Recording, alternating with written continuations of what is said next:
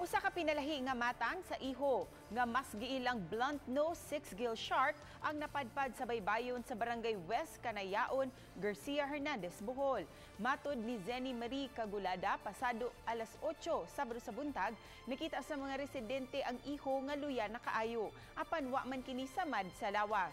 Gipahibaw gilayon sa mga residente ang mga kawani sa Bureau of Fisheries and Aquatic Resources ug lokal nga kagamhanan sa ilang nakita ug giadto usab kini gilayon sa mga otoridad. Apan sa kadugayan, namatay ang iho.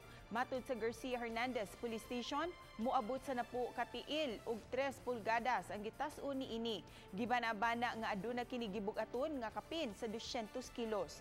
Gilubong ra usab dayon ang moong iho ni atong Sabado. Ang blunt nose six-gill shark usa ka matang sa iho nga dili sagad makita sa mga tawo.